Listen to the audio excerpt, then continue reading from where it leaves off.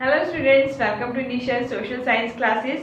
Today we will discuss our fifth topic, that is the peculiarities of industrial growth. यहाँ पे peculiarity का मतलब है कि स्ट्रेंज टाइप की ग्रोथ जो है वो इंडस्ट्रीज में कैसे हुई, उसको हम यहाँ पे डिस्कस करेंगे, जो कि हमारा द एज ऑफ इंडस्ट्रियलाइजेशन का फिफ्थ टॉपिक है and this is the very important topic. और इससे रिलेटेड हमें कई तरीके से क्वेश्चन जो है वो बन के आ सकते हैं। और एक क्वेश्चन आपको आ सकता है लाइक अगर हम बात करें कि what was the condition of Indian industries before the first world war and after the first world war. ठीक है, ऐसे भी बन के आ सकता है। और आपको क्वेश्चन आ सकता है कि by the first decade of 20th centuries the changes of pattern in the industries, है ना, जो कि मतलब इंडस्ट्रीज में जो चेंजेस हुए 20th सेंचुरी के दौरान वो कैसे थे, उनको एक्सप्लेन करो। ठीक है, ऐसे आपको क्वेश्चन जो है वो बन के आ सकते हैं। सो पहले हम यहाँ पे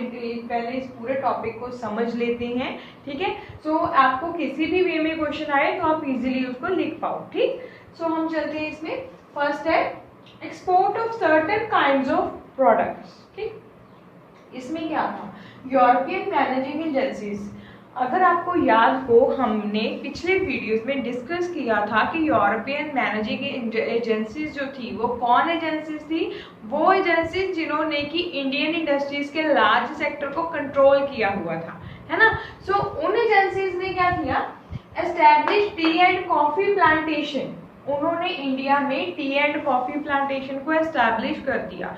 ठीक, जैसे कि हमने ज्योग्राफी में भी पढ़ा था ना कि ब्रिटिशर्स जो थे, हमने फोर्थ चैप्टर अगर आपको एग्रीकल्चर का याद हो तो उसमें हमने पढ़ा था कि बाबा बुढ़ान हिल्स के ऊपर पहले उन्होंने कॉफी की प्रोडक्शन वहां पे शुरू की थी, मतलब वहां पे सीड्स लेके आके ग्रो करना शुरू किया था।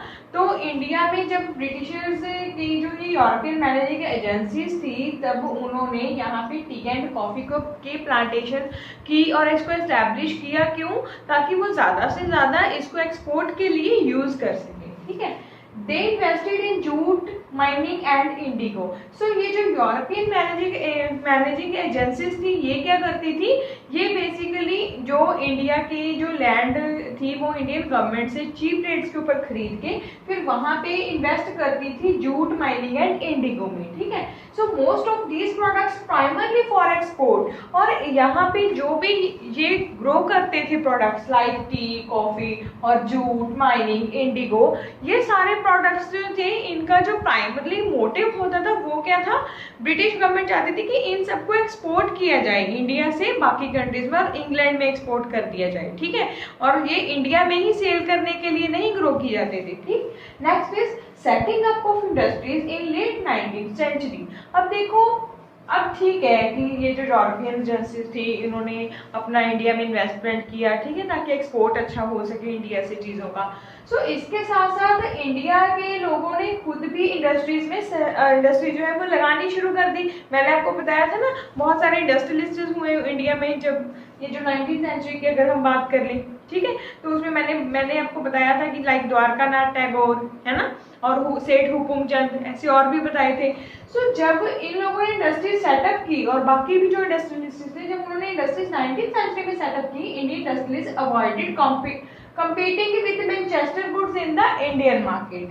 तो ये जो इंडस्ट्रियलिस्ट थे, चाहे वो स्मॉल स्केल इंडस्ट्रियलिस्ट है चाहे वो लार्ज स्केल इंडस्ट्रियलिस्ट है, उनको मैनचेस्टर गुड्स के साथ कंपटीशन करने के लिए बैन कर दिया गया। क्यों? क्योंकि जो मैनचेस्टर गुड इंग्लैंड से बन के इंडिया में आती थी और बिकती थी, तो वहां पे क्या था कि जो इंडियन मार्केट में जो इंडिया के लोग गुड्स को बेचते थे, ताकि वो इन मैनचेस्टर गुड्स के साथ कंपटीशन ना कर पाए, तो इसीलिए उनको अवॉइड करवाया गया इसके लिए। ठीक है, उनको बैन कर दिया गया ताकि वो अपनी गुड्स जो है उनका कंपटीशन मैनचेस्टर गुड्स के साथ ना कर पाए। ठीक, सो अब नेक्स्ट चलते हैं। अब ये तो था setting up of industries in late 19th century, means कि हमारे इंडिया में इंडस्ट्रीज तो सेटअप हुई, लेकिन फिर भी ये जो कंपटीशन था जिसकी हम बात कर रहे हैं यहाँ पे, ये जो कंपटीशन जो मैनचेस्टर गुड्स के साथ हो सकता था या होना था, वो ब्रिटिश कंपनी ने नहीं होने दिया। ठीक है, इससे क्या होना था, फिर इंग्लैंड की जो मैनचेस्टर गुड्स जहाँ इंडिया में आके बिक रही थी, फिर उनको नुकसान हो जाना था। तो इसीलिए उन्होंने इंडियन इंडस्ट्रीज को कंपटीशन के लिए बैन कर दिया। नेक्स्ट है before the first world war. जैसे मैंने आपको बताया ना कि क्वेश्चन आ सकता है कि what were the conditions of Indian industries in the before the first world war and after the first world war, तो ऐसे आप इसमें before the first world war में ये लिख सकते हो। फर्स्ट है the early cotton mills in India produced a coarse cotton yarn rather than fabric.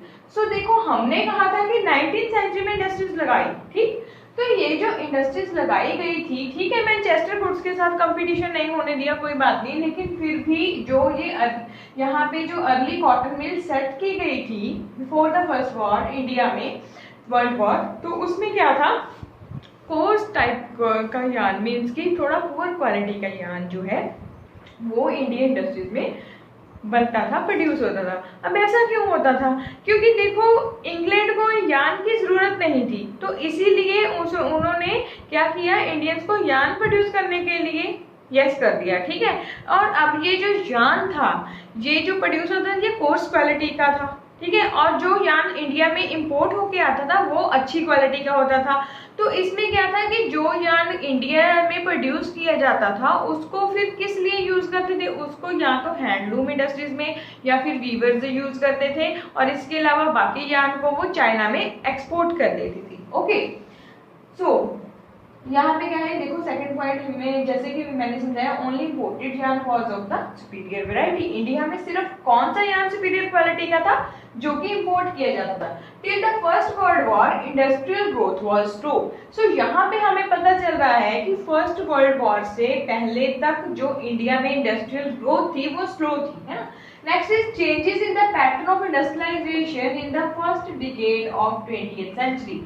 सो अभी मैंने आपको क्वेश्चन बताया ना कि कैसे बन के आ सकता है कि changes in the pattern of industrialisation in the first decade of 20th century, ठीक है, क्या चेंजेस हुए उनको एक्सप्लेन करो, तो उसको हम यहाँ पे अब एक्सप्लेन करेंगे। फर्स्ट जो है वो है स्वदेशी एंड बायकॉट मूवमेंट्स, ठीक है। जब पार्टीशन हुआ बंगाल का, after the partition of Bengal provided inputs to the Indian industries, तो उस टाइम पे क्या किया गया कि इंडियन इंडस्ट्रीज जो थी उन्होंने स्वदेशी एंड बायकॉट मूवमेंट फॉलो की। मींस कि वो कहने लगे, जो इंडस्ट्रियलिस्ट थे उनका कहना था, उन्होंने अपने बाकी भी लोगों को, कॉमन इंटरेस्ट वाले लोगों को इकट्ठा कर लिया, ठीक है।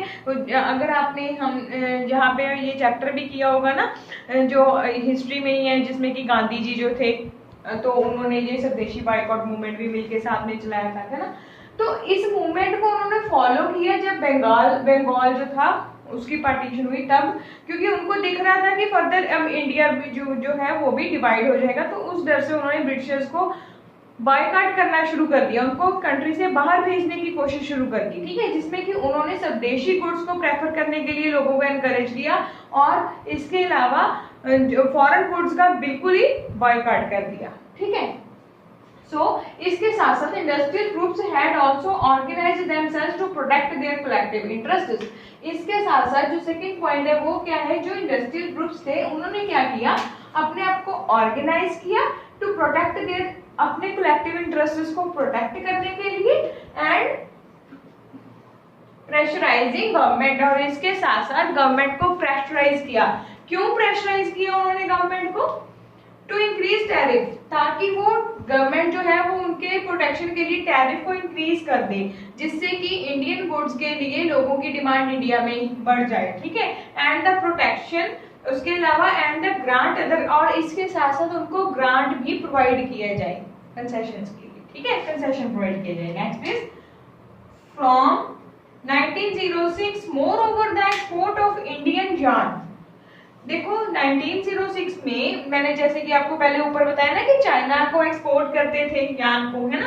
सो from 1906 more over the export of Indian yarn to China decline. क्यों, क्योंकि इंडियन पीपल जो थे, जब ये बायकॉट मूवमेंट शुरू हो गई और उनमें एनकरेजमेंट आ गई, तो उन्होंने क्या किया, गवर्नमेंट को प्रेशराइज किया कि अब वो सिर्फ यार्न ही प्रोड्यूस नहीं करेंगे, उन्होंने क्लॉथ भी प्रोडक्शन शुरू कर दी, जिससे चाइना को अब यार्न का एक्सपोर्ट जो था वो बंद हो गया। क्यों, क्योंकि अब जो फैक्ट्रीज या मिल यार्न बनाती थी, अब वो फैब्रिक बनाने लगी, क्लॉथ बनाने लगी, तो जिससे 1906 में एक्सपोर्ट कम होने से चाइना में एक्सपोर्ट कम हो गया, since produce from Chinese and Japanese mills. तो जिससे क्या हुआ, हाँ चाइना को तो एक्सपोर्ट कम हो गया, लेकिन चाइना ने अगर अपने ही जापानीज ने अपने कंट्रीज ने खुद से अगर जान बनाया तो फिर भी यहाँ पे क्या लिखा है, produce from Chinese and Japanese mills had flooded, फिर भी उनकी मार्केट जो है चाइना में डाउन हो गई। ठीक, क्योंकि वो ज्यादातर इंडिया पे के ही ज्ञान के ऊपर डिपेंड करते थे। Next is after the first world war. अब हम उन फैक्ट्स को जानेंगे जो कि वर्ल्ड वॉर के बाद हुई। ठीक है, with the British means busy with war production to meet the needs of the army, Manchester imports into India decline. अब देखो ब्रिटिशर्स जो थे, जो फर्स्ट वर्ल्ड वॉर में वो भी उन्होंने भी पार्टिसिपेट किया हुआ था, तो उस टाइम पे उनका जो सारा फोकस था वो सिर्फ और सिर्फ किस पे था, वार प्रोडक्शन पे, कि वो सभी मतलब लोगों को भी फोर्सफुली भी वॉर में, फर्स्ट वर्ल्ड वॉर में डाल रहे थे। इवन इंडियन लोगों को भी उन्होंने मजबूर किया फर्स्ट वर्ल्ड वॉर में लेके गए, है ना। तो उनका मेन पर्पस यही रह गया था कि वो आर्मी की नीड्स को पूरा करना है बस। तो जिससे क्या था, जो मैनचेस्टर गुड्स अब इंडिया में आती थी इंपोर्ट, है ना, इंडिया करता था, अब वो बंद होनी शुरू होगी, कम होनी शुरू होगी। ठीक है, सो सडनली इंडियन मिल्स, अब इससे क्या है, इंडियन मिल्स को मौका मिल गया ग्रो करने का, क्योंकि डिमांड तो गुड्स की रहनी ही थी इंडिया में। तो अब इंडियंस ने इस बात का फायदा उठाया कि मैनचेस्टर गुड्स अब इंडिया में नहीं आ रही, तो क्यों ना वो अपनी इंडस्ट्री को और अप कर ले। यहाँ पे उन्होंने सप्लाई बढ़ा दी, तो जिससे कि इंडियन पीपल्स की नीड पूरी होने लगी। Mills had a vast home market, उन्होंने वास्ट होम मार्केट बना ली फॉर सप्लाई। ठीक है, अब यहाँ पे इसके बाद नेक्स्ट पॉइंट हम डिस्कस करेंगे। As the war prolonged, Indian factories were called upon to supply war needs. देखो, as the war prolonged, जैसे जैसे वॉर का टाइम बढ़ता चला गया, Indian factories were called upon two supply. Indian factories को भी बोला गया कि आप वॉर के लिए सप्लाई करो, माल बनाओ। ठीक है, कौन सा वो चीजें बनाती थी वॉर नीड्स को पूरा करने के लिए, like jute bags, army uniform, ठीक है, and tents. Jute bags, army uniform, tents etcetera, ऐसी चीजें अब इंडिया में भी प्रोड्यूस होनी शुरू हो गई। ठीक, next point is new factories were set up. नई फैक्ट्रीज लगा दी गई, क्योंकि पुरानी फैक्ट्री से तो अभी नीड्स पूरी नहीं हो रही थी, तो नई भी सेट कर दी गई। और जो ओल्ड फैक्ट्रीज थी, ओल्ड फैक्ट्रीज रैन मल्टीपल शिफ्ट्स, और वो ज्यादा से ज्यादा काम करना शुरू कर दिया वर्कफोर्स ने। ठीक है, ओल्ड फैक्ट्रीज ने। Over the war years industrial production boom. जैसे जैसे वॉर का टाइम बढ़ता ही चला गया, तो उससे फायदा इंडिया को हुआ, क्योंकि इंडस्ट्रियल प्रोडक्शन एकदम से बूम हो गई। ठीक है, आफ्टर द वॉर के बाद क्या हुआ, local industries gradually consolidate their position.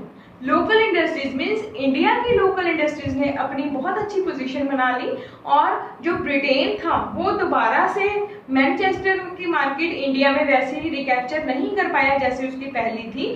तो और इसके अलावा ब्रिटेन जो था उसके अब ये हम कहें कि जापान के साथ या चाइना के साथ भी, इवन यूएसए के साथ भी अच्छे लिंक नहीं रहे, वॉर में वो हार चुका था।